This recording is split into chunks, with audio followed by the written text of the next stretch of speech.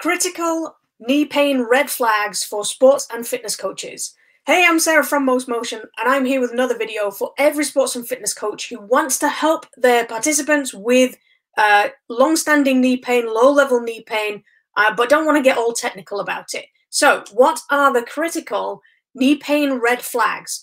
Well, you would expect me to start talking about knee pain itself and all the warning signs based on your participant, but we're not going to do that today. We are talking about the red flags in your behavior and your coaching thinking, okay? And they can put you in really hot water if you're not careful, because they push you outside of your coaching remit as a non-specialist sports and fitness coach, a non-injury specialist. Injuries really are not your remit. And if you even think about doing any of these things, is pushing you outside of your coaching role, and that makes your insurance invalid. So it's really important that you understand what these red flags are and what you can do about it instead. So the first thing is the fix-it mentality. Okay, if you're starting to think, let's say a client comes to you or a participant comes to you and says, oh, I can't do that because I've got a bad knee. Okay, if you start to think about what you can do to help that client, that person with their pain, and you're trying to fix it for them, that is pushing you outside of your coaching remit. The second thing is trying to deal with the symptoms. Again, this is not your job. It's not your job to deal with the pain. It's not your job to make that pain go away. So when you even start to think about these things, this is a huge red flag because it makes your insurance invalid, which means that if you recommend something, which leads me to my third thing, which is recommendations based on your own experience, okay? You, as a coach, you often don't get the whole story behind the pain. All you get is a quick, oh, I can't do that because of my bad leg or whatever. You don't get the time to sit down with them, go through their entire medical history. You don't understand the injury itself, and you don't understand what else is going on in their life. So you're trying to help them either based on your own experience or definitely trying to help them based on a partial element of the story. You haven't got the whole picture, okay? And that is dangerous for you, it's dangerous for them.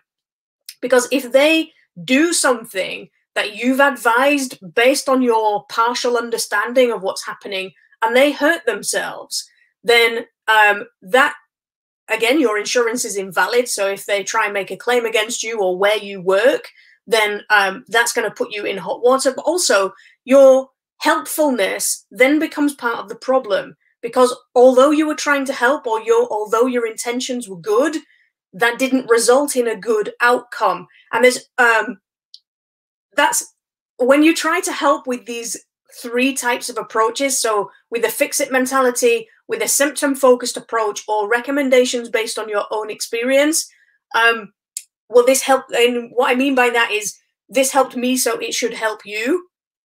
Nobody is the same. Every individual is different. So when you try and help using these three approaches, then actually it not only risks putting you and your participants in danger, but also it limits how much you can help. And why? Because most sporting injuries are simply painful movement that's been caused by a restriction in joint movement, okay? I've been doing this for decades. I've been helping people out of pain by not dealing with their pain and doing nothing to do with their symptoms.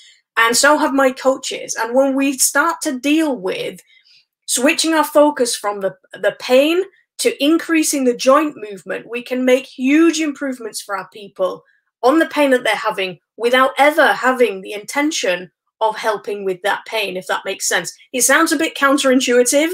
It sounds like it's a bit crazy, and it sounds like I'm nitpicking. But when you focus on the joint movement and the non-painful joint movement, that is your coaching remit. That's what you do really well. And when we focus on that, it opens up a whole load of opportunities for you as a coach, as a non-injury specialist coach, to help with people. And you don't even need to wait for them to be in pain to do something about it, which puts you at the front line of injury prevention.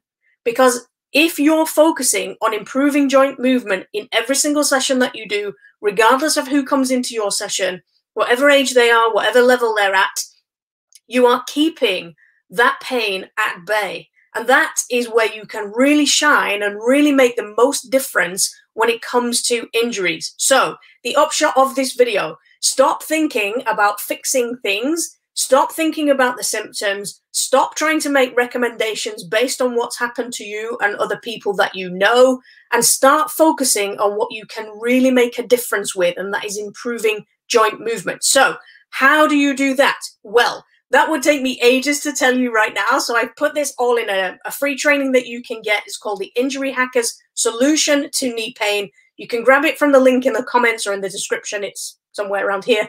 I'll put it out there for you to get. It's totally free.